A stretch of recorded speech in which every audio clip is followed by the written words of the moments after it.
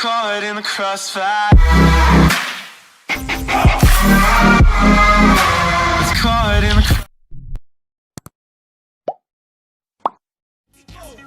नमस्कार। नमस्कार। अच्छा, इस वाली रो को छोड़ दीजिए, इनमें तो बहुत करंट है। आप ठंडे लोगों को नमस्कार। अच्छा, ये ठंडे नहीं है, इधर वाले ठंडे थे, इसका मतलब नमस्कार। अरे ये भी ठंडे, ऊपर वाले ठंडे हैं, नमस्कार। आप सभी को नमस्कार। मेरा नाम पंकज गुप्ता है और जैसा मैंने अभी थोड़ी देर पहले भी कहा, मैं थैंकफुल हूँ आप सभी का और मेरे फैमिली का। और ये पहला मौका एक्चुअली 16 नवंबर की उस घटना के बाद जब मैं इतने बड़े मंच पर बोल रहा हूँ। मैं चाहूँगा एक बार खड़े हो जाएं प्लीज़, आप सभी लोग प्लीज़ एक बार, सिर्फ एक मिनट, थोड़ी सी देर के लिए। मेरे फादर मुझे ऊपर से देख रहे हैं and I want your blessings, his blessings through you. Can you please clap for him? Thank you पापा।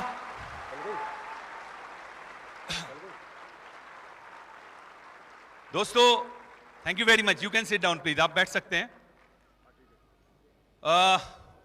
अभी थोड़ी देर पहले मुझे एक पिन जो बहुत महत्वपूर्ण है फॉरएवर की दुनिया में मिला और मैं भूल गया थोड़ी देर के लिए कि मेरा पार्ट भी है। मैं नीचे चला गया और यकीन मानिए उस सीढ़ी से और मुझे यहां तक भी जाने नहीं दिया गया। मुझे लोगों ने कहा, sir photograph please, sir photograph please, sir एक फोटो मेरे साथ भी। क्या ये सिर्फ पंकज गुप्ता के लिए रिजर्व है सर? ऐसा कुछ है क्या? ये फोटोग्राफी सेशन इस तरह का पंकज गुप्ता के रिजर्व है? सबके लिए है sir? This is open for all, this is open for you also. ये आपके लिए भी है और यही फॉरएवर की खूबी है कि एक आम आदमी को खास बना सकती है। आप में से कितने लोग खास बनना चाहते हैं? अभी पुनीत ने बोला था कि 95% और 5%, क्या 95% में रहकर के जिंदगी गुजार देनी है हमें? हाँ या ना? नो। यू नो दोस्तों, मैं एक बात बताता हूं आपको। हमारे यहाँ एक दैनिक जागरण करके अखबार आता है, मुझे उसका एडवर्टीजमेंट बड़ा प्यारा लगा था। मैं बहुत छोटा था, मैं शायद उस समय 8th स्टैंडर्ड में पढ़ता था। वो एडवर्टीजमेंट मैंने तब देखा था। मैं आपके सामने वो एडवर्टीजमेंट दोबारा सुनाना चाहता हूं। मुझे बहुत अच्छा लगता है कि फर्क इस बात से नहीं पड़ता कि आपको विरासत में क्या मिला है, फर्क इस बात से पड़ता है कि विरासत में आप क्या छोड़ करके जाने वाले हो।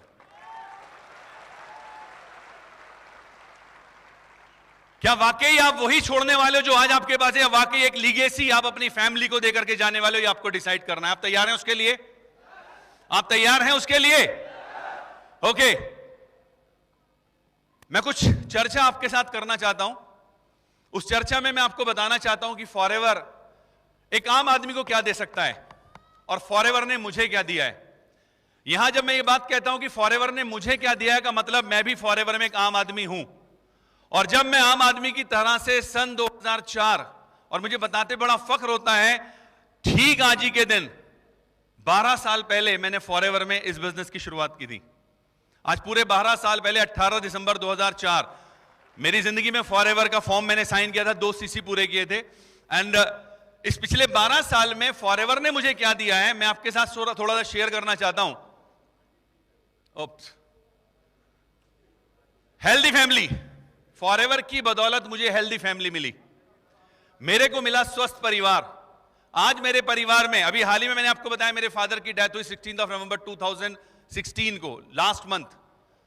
मैं भी सर को भी बता रहा था, डॉक्टर्स ने 2004 मेरे फॉरएवर शुरू करने से पहले उनके लिए कहना शुरू कर दिया था कि इनकी जिंदगी में गिने चुने दिन बचे हैं। And I am thankful to forever.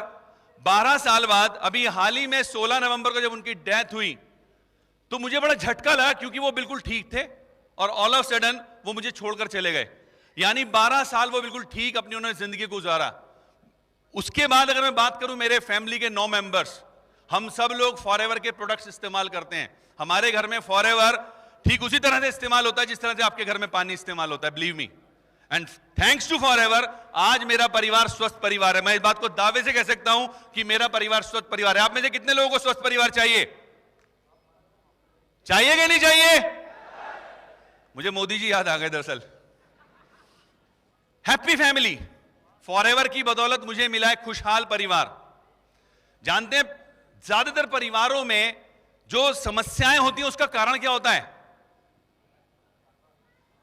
जी पैसा, क्यों पैसा पैसा? और फॉरएवर की बदौलत मुझे खूब सारा पैसा कमाने का मौका मिला, जिसकी वजह से क्या हुआ, मैं मेरे घर में मेरे परिवार के सभी सदस्यों को घुमा फिरा सकता था, मैं मेरे परिवार को अच्छी, मेरे बच्चों को अच्छी एजुकेशन दे सकता था, हर वो सुख सुविधा मैं रख सकता था जो एक आम आदमी के जिंदगी में सिर्फ सपना भर होती है। कितने लोगों को एक हैप्पी फैमिली चाहिए? या कुछ लोग ऐसे भी नहीं यार मुझे टेंसिव फैमिली, मुझे ना मेरी परिवार के लोग जब तक थोड़ा सा देशी भाषा बोलने वाला था, जब तक मेरे परिवार के लोग मुझे पिंच नहीं करते ना तब तक मुझे मजा नहीं आता। ऐसे भी कुछ बैठे हैं क्या? सबको हैप्पी फैमिली चाहिए ना? चाहिए कि नहीं चाहिए? ओके, फॉरएवर की बदौलत मुझे मिला हैप्पी फैमिली, और साथ ही साथ मुझे मिला फॉरएवर की बदौलत खूब सारा पैसा। मैंने जब फॉरएवर की शुरुआत की सन 2004 में, तो मेरा पहला चेक 471 रुपए का था, और इस बिजनेस को पिछले 12 साल में बहुत थोड़ा थोड़ा समय देकर के मैंने किया। उसके पीछे कारण क्या वो मैं भी आपको बताने वाला हूं। उस 12 साल के पीरियड में फॉरएवर की बदौलत लगभग 3 करोड़ रुपए मैंने फॉरएवर से कमा लिए, पार्ट टाइम, थोड़ा थोड़ा समय देकर के। कितने लोगों को ऐसा पैसा चाहिए? एक ऐसा पैसा, गुड मनी, यहां पर शब्द लिखा है गुड मनी, गौर से सुनिएगा, बिग नहीं लिखा है, गुड। पैसा दो तरह से कमाते हो आप, एक किसी का दिल दुखाकर और एक दूसरे की दुआएं लेकर। कौन सा पैसा अच्छा पैसा? फॉरएवर का पैसा इसलिए अच्छा पैसा क्योंकि यहां पर आप लोगों की दुआएं कमाते हो, तब जब आप लोगों के घर में खुशहाली लाते हो पैसे कमवाकर, और तब जबकि आप लोगों को अच्छा स्वास्थ्य दिलवाते हो इन प्रोडक्ट्स के माध्यम से। तो इसलिए फॉरएवर का पैसा अच्छा पैसा, और मुझे फॉरएवर की बदौलत 3 करोड़ रुपए के रूप में अच्छा पैसा अभी तक मिल चुका है। Is this good? फॉरएवर से मुझे मिला फ्रीडम। कितने लोगों को फ्रीडम चाहिए? देखिए, शादीशुदा लोग किसी गलतफहमी का शिकार ना हो। मैं बात कर रहा हूं फ्रीडम की, ऐसे फ्रीडम की जिसमें कि आपको आजादी हो अपनी इच्छा से, अपने समय अनुसार, जो आपकी सुविधा है उसके अनुसार काम करने की। मेरा सीआरपीएफ में सिलेक्शन हुआ, देन उसके पश्चात मेरा सिलेक्शन हुआ दिल्ली पुलिस सब इंस्पेक्टर, और अब पिछले करीब 23.5 साल से मैं जॉब कर रहा था कस्टम्स एंड सेंट्रल एक्साइज में एज एन इंस्पेक्टर। ये था मैंने इसलिए बोला क्योंकि 12 जनवरी 2017 से थैंक्स टू फॉरएवर मुझे वो फ्रीडम मिला कि मैं अपने इस बिजनेस को, अपने परिवार को ज्यादा समय दे सकता हूं, फ्री बर्ड के रूप में उड़ सकता हूं, फ्री ईगल की तरह से पूरी दुनिया में उड़ सकता हूं। कितने लोगों को ऐसा फ्रीडम चाहिए?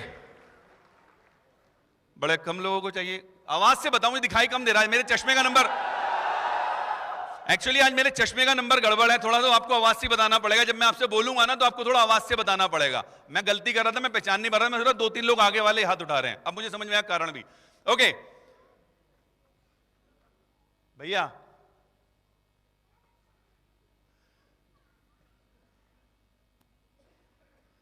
फॉरएवर से मिला मुझे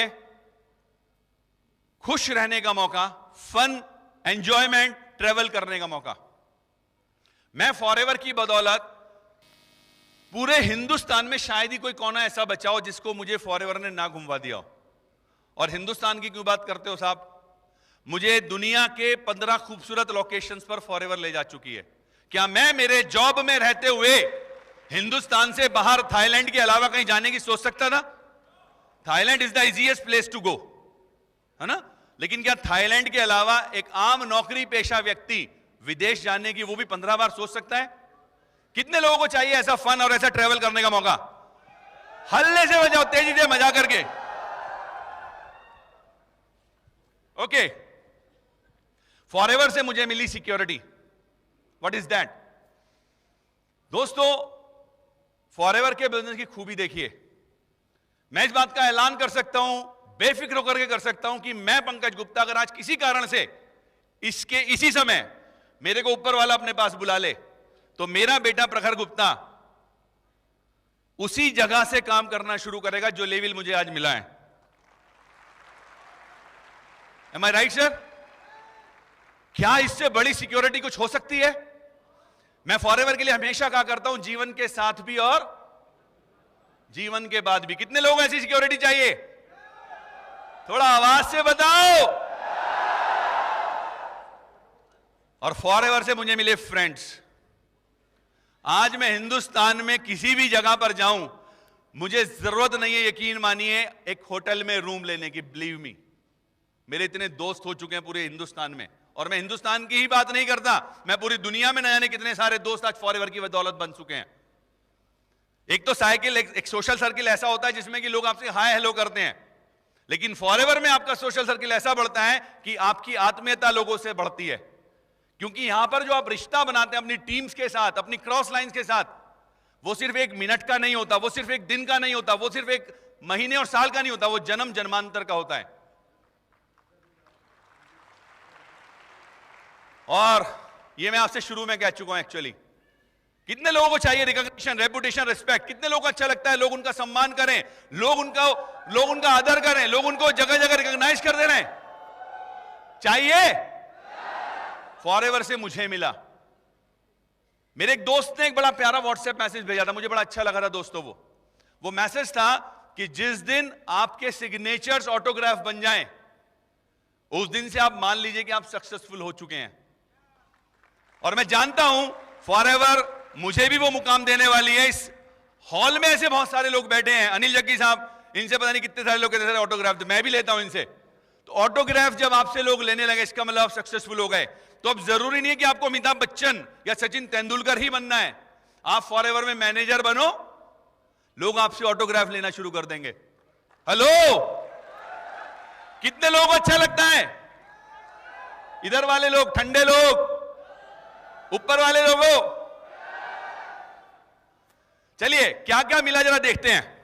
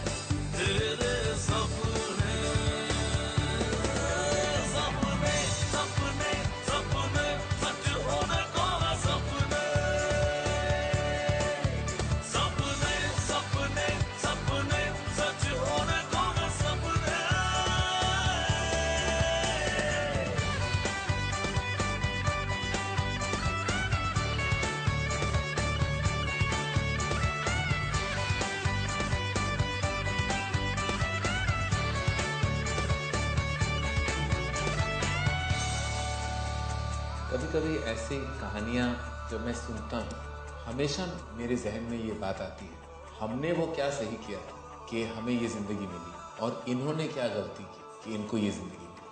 हो आती है आवाज़ जो दिल की, वो तू सुन ले, मंजिलें है पुकार दी, खुशियों को तू चुन ले। ओ कर लो खुद से ये वादा, टूटेगा ना इरादा, ओ नामुमकिन कुछ भी नहीं, जहां में जान ले। दिल में इतना यकीन तू रख ले, सच होने को है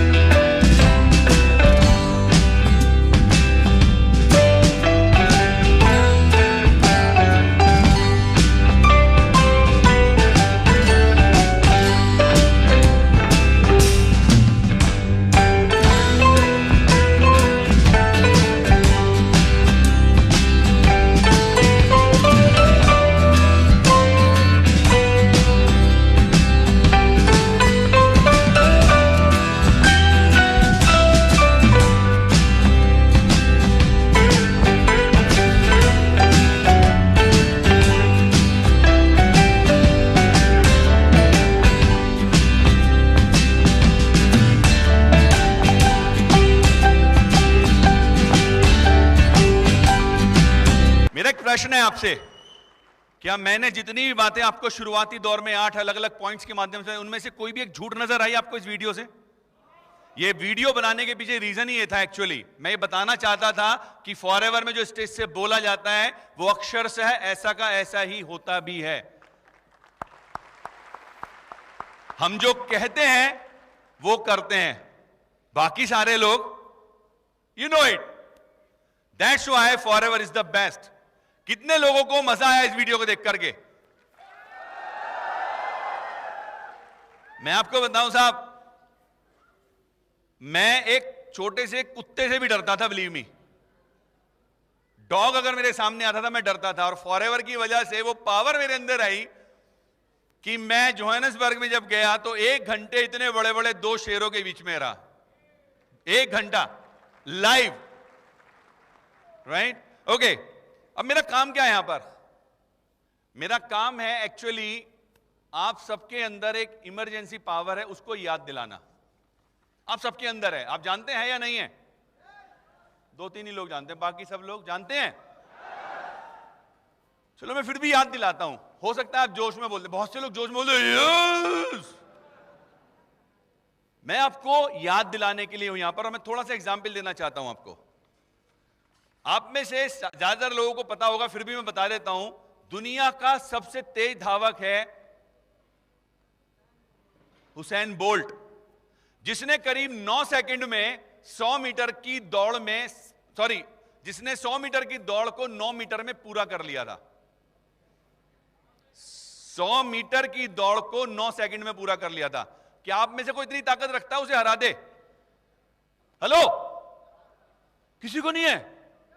और अगर मैं बताऊं है तो थोड़ा सा एग्जाम्पल देता हूं आपको, देखो कैसे आप हुसैन बोल्ट बनने वाले हो। अभी इमेजिन करिए आप अपने काम से थके हारे हैं और शाम के 5 बजे आपको अपने काम से वापस निकलना था, लेकिन आज आपके पास वर्क प्रेशर ज्यादा होने की वजह से आप 7 बजे निकल रहे हो। 7 बजे आपकी पूरी एनर्जी गॉन, आप सोच भी नहीं सकते, आपके पैर भी ऐसे ऐसे चल रहे हैं।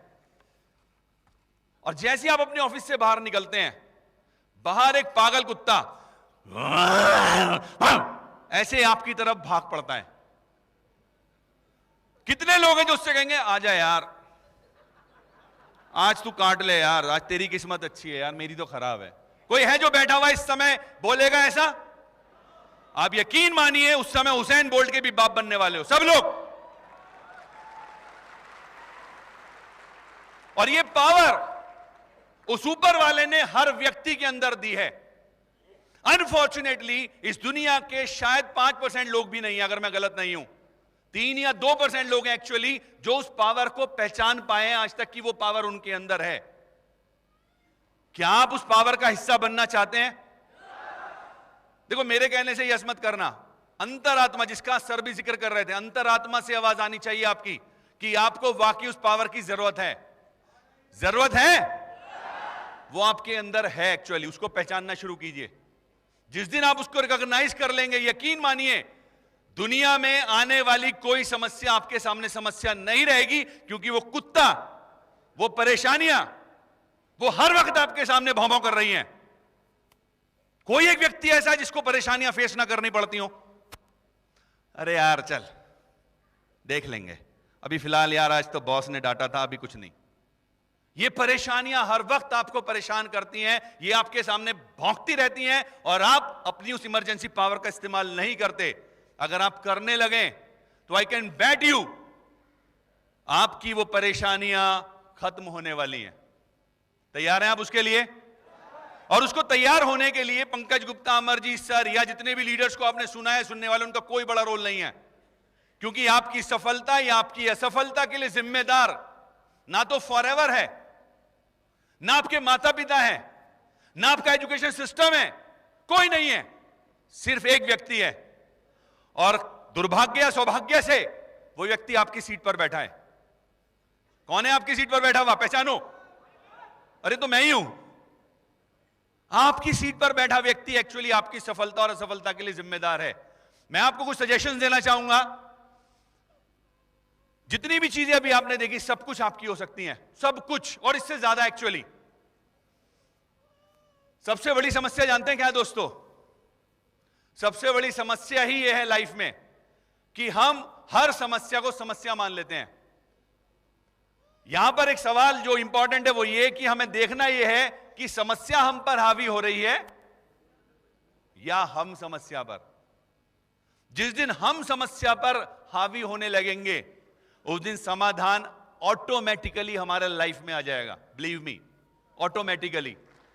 दुर्भाग्य से हमारा एनवायरनमेंट ऐसा होता है कि हम हमेशा इसी बात पर ज्यादा फोकस करते हैं, यार मैं इसलिए परेशान हूं, मेरे माँ बाप ने ना मुझे ढंग से पढ़ाया नहीं, यार मेरे को ना अच्छी तालीम नहीं मिली, मैं गरीब बैकग्राउंड में पैदा हुआ। होता है। सबसे पहले आपको एक काम करना होगा आज घर जाकर के, अपनी लाइफ में से इन 5 चीजों को जो मैं अभी बताने जा रहा हूं कूड़े के ढेर में डालना होगा। सबसे पहला, लोग क्या कहेंगे। पंकज गुप्ता इंस्पेक्टर कस्टम्स झोला लेकर के लोगों को प्लान दिखाएगा, लोग क्या कहेंगे। मेरा इतना बड़ा रुतबा, मेरे साथ 4 लोग मुझे असिस्ट करते हैं, मैं प्लान दिखाऊंगा, लोग क्या कहेंगे। आपको इसको कूड़े में डालना होगा। ये एक ऐसी गलत फहमी जिसको हर व्यक्ति लबादा ओढ़ करके चलता है। बिलीव मी, इस बात के न्यूज आर्टिकल को अगर आप पढ़ेंगे तो हमारे कंट्री सेल्स मैनेजर ने स्पेशली लिखा है कि हर व्यक्ति इस बात को कहता है, साहब मैं सेल्समैन नहीं हूं, मैं तो शेयरिंग करता हूं। सुना होगा आपने भी। फैक्ट क्या है, हर व्यक्ति सेल्समैन है इस दुनिया में जब आया है तो। और सबसे बड़ा सेल्समैन जानते कौन होता है, बताएंगे मुझे कोई। सबसे बड़ा सेल्समैन होता है एक नवजात शिशु, सबसे बड़ा सेल्समैन। उसको पता है बेटा तू रोएगा नहीं, तेरी मां दूध पिलाएगी ही नहीं। And he knows this art, और इस कला का वो भरपूर फायदा उठाता है और वो अपने बात को मनवा लेता है। सेल्समैन का मतलब क्या है, सेल्समैन का मतलब है आपके विचार अभिव्यक्ति के रूप में प्रकट हो और सामने वाला व्यक्ति उन बातों को मान करके आपकी बात पर सहमति दर्शा दे। ये है सेल्समैनशिप, कुछ और नहीं है।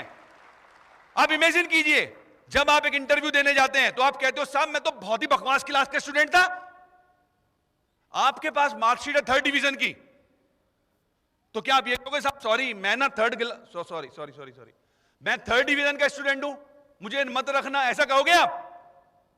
सर वो 3rd डिवीजन की डिग्री को छोड़ो, मैं आपको काबिल बनकर दिखाऊंगा, इस बात की गारंटी से कह रहा हूं। मेरे पास और भी बहुत सारे सर्टिफिकेट्स हैं, मैंने यहां एक्सपीरियंस लिया हुआ है। कहोगे नहीं कहोगे। बैंक में लोन लेते समय, आजकल वैसे मिलना थोड़ा कम हो रहा है, बैंक में लोन लेते समय क्या आप सेल्समैनशिप नहीं करते हो? क्या उस समय आप ये लिखते हो साहब सॉरी मेरे पास बैंक का लोन लेने के लिए जो आप बातें पूछ रहे हो वाकई है ही नहीं। मैं आपको बताऊं, मैंने कई सारे लोगों की बैंक एप्लीकेशन देखी लोन लेते समय, उनके घर में 1-1 किलो गोल्ड है। बिलीव मी। तो क्या आप झूठ लिखते हो उस समय या सच लिखते हो, या क्या सोचते हो आप उस समय एक्चुअली रिप्रेजेंट करते हो अपने आप को।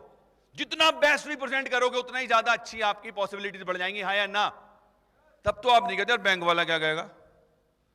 जिस समय आप अपने बच्चे का एडमिशन कराने जाते हो, आपका बच्चा बड़ा नॉटी है, हर वक्त कागज फाड़ता रहता है, हर वक्त शैतानी करता रहता है।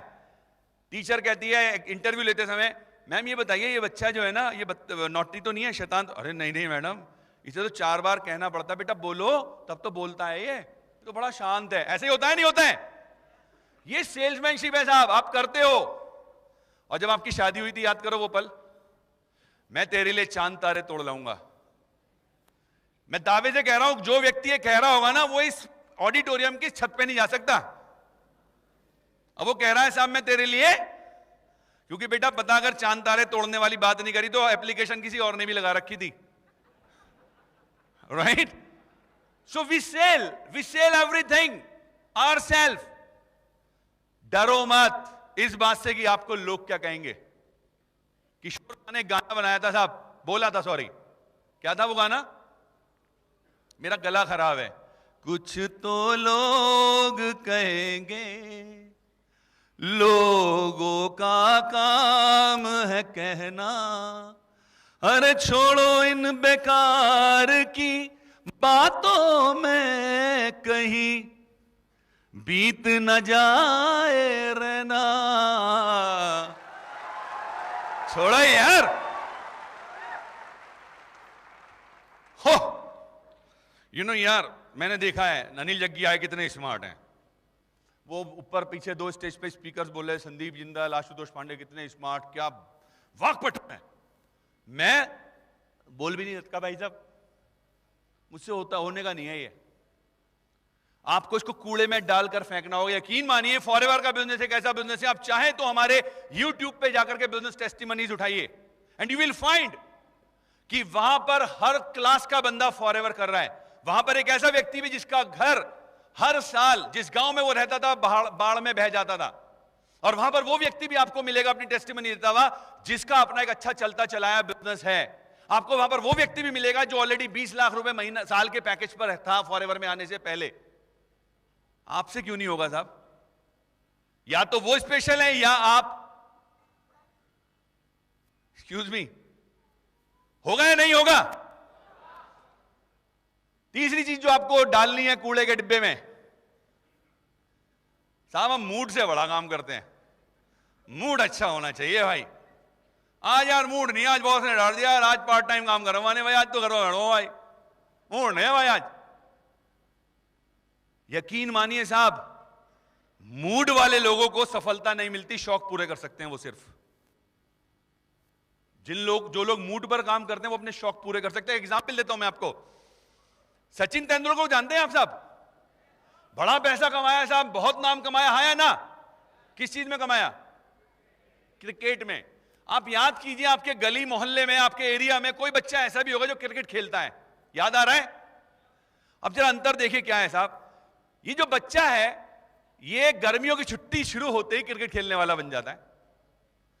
संडे को शाम को 5 बजे गर्मियों में मौका निकालता है क्रिकेट खेलने का, सर्दियों में सुबह के समय मौका निकालता है क्रिकेट खेलने का। होता है नहीं होता है? याद आ रहे हैं ऐसे बच्चे? जानते साहब इन दोनों में अंतर क्या है? सचिन तेंदुलकर के पास नाम भी है और पैसा भी है, और इस गली मोहल्ले वाले बच्चे के पास दोनों में से कुछ भी नहीं। और अंतर जानते हैं ऐसा क्यों है? क्योंकि जो ये गली मोहल्ले वाला बच्चा है ये क्रिकेट को एज ए हॉबी खेल रहा है, और Sachin Tendulkar as a profession खेलता है। तो प्लीज फॉरएवर को मूड वाला बिजनेस मत बनाइए साहब, इसको एज ए प्रोफेशन कीजिए। और इसको जब करें आप तो चौथी चीज और है, मेरे पास मेरी किस्मत खराब है, ये मैं ऑलरेडी आपसे बता चुका हूं। आपकी किस्मत खराब नहीं है साहब, क्योंकि मैंने किसी किताब में पढ़ा था कि किस्मत तो उन लोगों की भी होती है जिनके हाथ नहीं होते। लोग लकीरों पे बड़ा सर मेरे हाथ की लकीर देख के बताना क्या है, क्या है मेरी किस्मत में? तो यकीन मानिए किस्मत उनकी भी बुलंद होती है जिनके हाथ नहीं होते। और ऐसे आपको ना जाने असंख्य एग्जाम्पल्स यूट्यूब पर आज की डेट में मिल जाएंगे। और मुझे एक लाइन याद आती है कि कर्म क्षेत्र की इस भूमि में ना कर्म सभी को करना है। कर्म क्षेत्र की इस भूमि में कर्म सभी को करना है। रब तो सिर्फ लकीरें देता है साहब, रंग तो हम ही को भरना है। कोई और नहीं भरेगा आपके रंग को। कोई अड़ोसी, कोई पड़ोसी, कोई रिश्तेदार आपकी जिंदगी में रंग भरने नहीं आएगा आपके अलावा, कोई नहीं आएगा। आपको खुद रंग भरना होगा, राइट? सलाह देने के लिए बहुत आ जाएंगे, अबे क्या कर रहा है फॉरएवर, वो चेन वाला सिस्टम, अबे क्या कर रहा है। आप कभी भी किसी भी अपने दुर्भाग्य के लिए जिम्मेदार अगर किसी को ठहराते हैं तो आज के बाद वो कोई और नहीं होना चाहिए, वो सिर्फ आप होने चाहिए। और एक चीज और जो आपको फेंकनी है कूड़े के ढेर में, मेरे पास टाइम नहीं है। आज की डेट में साहब ये भी बड़ा एक फैशनेबल स्टेटमेंट हो गया। छोटे से बच्चे से कह दो पानी ला दे, टाइम नहीं है। साहब एक बात बताओ, आज अगर आपके पास टाइम नहीं है तो ये तो मैं जानता हूं जब आप 60 साल के हो जाओगे तो सिर्फ टाइम ही टाइम होगा। हेलो हेलो, आज आपके पास टाइम नहीं है, इज ओके। जब आप 60 साल के हो जाओगे आपके पास टाइम ही टाइम होगा, पर उस टाइम का करोगे क्या? सोचो। मेरे पास फॉरएवर में आने से पहले भी टाइम था और आज भी टाइम है। और अब बता दूं मैं आपको, जब मैं 60 साल का होऊंगा ना साहब, मैं दुनिया के बीचेस पर रहूंगा और मेरे ही साथ का शायद वो दोस्त जो आज भी उसी जॉब में है, और मैं सिर्फ एक दोस्त की बात नहीं कह रहा, मानसिकता की बात कह रहा हूं। वो लोग जो इस मानसिकता में रहने वाले हैं वो 60 साल बाद you know what they are doing, right? आप किस कैटेगरी में आना चाहते हो? ये बहाना बना करके कि मेरे पास टाइम नहीं है इसलिए मैं फॉरएवर नहीं कर सकता, या टाइम निकालने की शुरुआत करो? क्योंकि अगर आज आपके पास टाइम नहीं है, यकीन मानिए जिंदगी में आपके पास किस्मत आने वाली नहीं है, जिंदगी में आपका सफलता आने वाली नहीं है। मैं जल्दी जल्दी कुछ लोगों से मिलवाता हूं आपको। ये वो साहब हैं जो दुनिया में सबसे सक्सेसफुल, दुनिया के सबसे सक्सेसफुल बास्केटबॉल प्लेयर बने। Can you please click it? Okay, Michael Jordan. जरा पढ़िए क्या लिखा है। सॉरी, इतनी जल्दी मत करिए। हाई स्कूल के समय में इस लड़के को वहां जो बास्केटबॉल टीम थी वहां से निकाल दिया गया था, ये कह करके कि तू बकवास खिलाड़ी है, तू फिट नहीं है हमारे काम के लिए। Next please. इस व्यक्ति को जरूर जानते होंगे आप। दुनिया का सबसे गरीब आदमी है साहब ये। इसकी गरीबियत के बारे में बताऊं, मैंने अभी हाल ही में पढ़ा कि पिछले 20 साल के अंदर कुल मिलाकर के $240 बिलियन ये व्यक्ति दान में दे चुका है, चैरिटी, राइट? और ये कहता है साहब कि मैं यूनिवर्सिटी में कभी नहीं गया पढ़ने के लिए, मेरे यूनिवर्सिटी एजुकेशन यानी यूनिवर्सिटी का मुंह नहीं देखा, मैं तो यार हाई स्कूल पास हूं, मुझसे ना होने का फॉरएवर। Okay, next please. ये है साहब मिस्टर मैसी, दुनिया के सबसे सफलतम अगर बोलूं तो फुटबॉलर। और ये देखिए क्या करते थे साहब, ये अपनी ट्रेनिंग को पूरा करने के लिए, फुटबॉल की ट्रेनिंग को पूरा करने के लिए चाय बेचा करते थे। चाय वाले की एक बात बाद में भी करेंगे हम। चाय बेचा करते थे साहब ये। ओके साहब, मैं बड़ा गरीब आदमी हूं, मुझसे लगता है फॉरएवर नहीं होएगा। और मैं आपको दुनिया के बेस्ट एग्जाम्पल्स दे रहा हूं आपके बहाने को बचाने के लिए, आपके जो बहाने करते हो आप। Next please. आप जरा इन सबके बारे में देखिए। स्टीव जॉब्स, जिन्होंने एप्पल का निर्माण किया, एप्पल कंप्यूटर्स, एप्पल फोन्स। ये साहब जो है अपने दोस्तों के रूम्स में फर्श पर सोया करते थे और अपने खाने की व्यवस्था करने के लिए वहां पर जो कोक की खाली बोतल होती थी उनको बेचते थे। आपका कबाड़ी आता ना, कबाड़ी कबाड़ी आता है, ये वो काम किया करते थे। यानी ये भी एक गरीब बैकग्राउंड से थे। Next please. ये है टोनी ब्लेयर। इनके टीचर्स कहा करते थे इनको, ये टोनी ब्लेयर हैं, ये यूके के प्राइम मिनिस्टर रह चुके हैं। इनके टीचर्स कहते थे कि तू बकवास बच्चा है, तेरे जैसा फेलियर हमारी जिंदगी में कोई नहीं आया भाई। Next please. ओ हो मिस्टर अल्बर्ट आइंस्टीन, इनके टीचर्स कहते थे कि भैया तू स्लो है, मेंटली हैंडीकैप्ड है। और इनके बारे में कुछ बात बता दूं आपको, 4 साल तक ये गूंगे थे, एक तरह से बोल नहीं पाते थे। और अपने 7वें साल में ये बच्चा जो है पढ़ नहीं पाता था। क्या आप जानते हैं अल्बर्ट आइंस्टीन को? सब जानते हैं, नहीं जानते हैं? महानतम वैज्ञानिक। Next please. ये है हैरी पॉटर। हैरी पॉटर नहीं, सॉरी, मिसेस रोलिंग। इन्होंने बुक लिखी हैरी पॉटर, जिसको 12 अलग अलग पब्लिशर्स ने कहा सॉरी हम इसको रिजेक्ट करते हैं, हमारे यहां नहीं बिकेगी, हमारे यहां कोई फायदा नहीं इसको बनवाने का। और आज दुनिया में सबसे ज्यादा बिकने वाली किताब है हैरी पॉटर। सबसे ज्यादा फिल्में बन चुकी हैं हैरी पॉटर की, और सबसे ज्यादा मुनाफा कमा चुकी उस लाइन में ये लेडी। Next please. ओहो, अच्छा, कर्नल सैंडर्स, जरा प्लीज बैक कर लेंगे। वैसे तो लिखा जा चुका है, मैं आपको इस व्यक्ति के बारे में बताता हूं। ये 60 साल के थे और बैंकक्रप्ट हो गए 60 साल में, सॉरी 65 साल में बैंकक्रप्ट हो गए, यानी दिवालिया। हमारे हिंदुस्तान में 65 साल का आदमी ज्यादातर केसेस में भगवान भजन करने लगता है।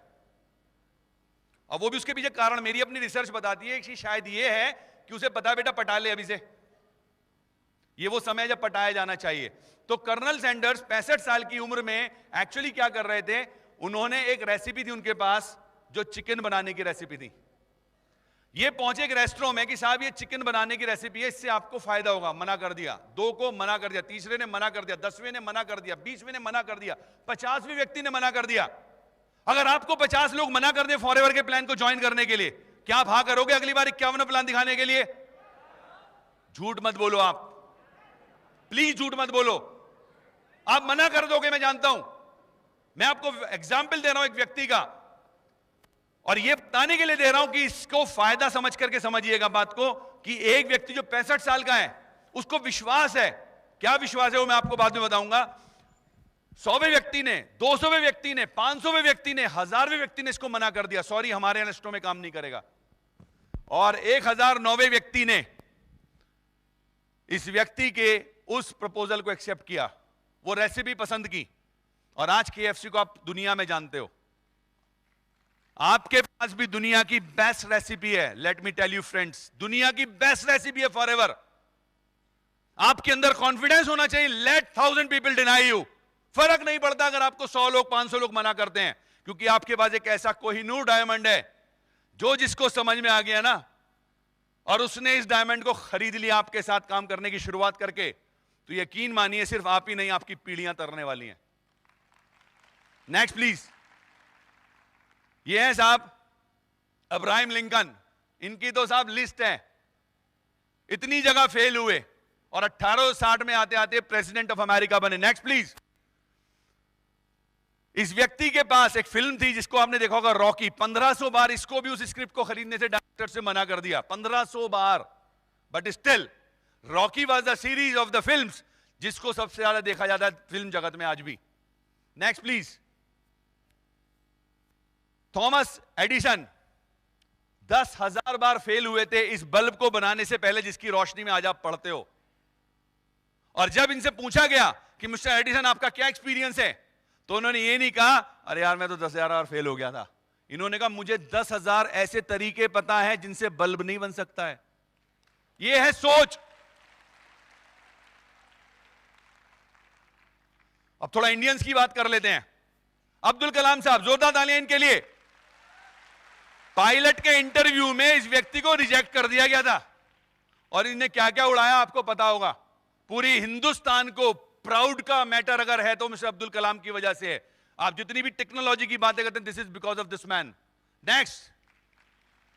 8वीं क्लास में फेल हो जाने वाला बच्चा सचिन तेंदुलकर एक जगह स्टेटमेंट में कहता है कि कहां मैं 8वीं क्लास में फेल हो गया था और कहां 10वीं क्लास में मेरे बारे में पढ़ाया जा रहा है आज की डेट में। नेक्स्ट।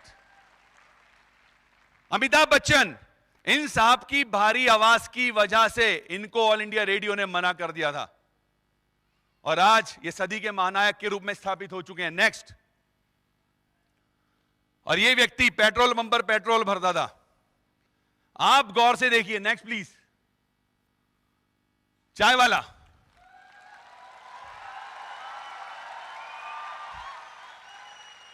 गरीब व्यक्ति,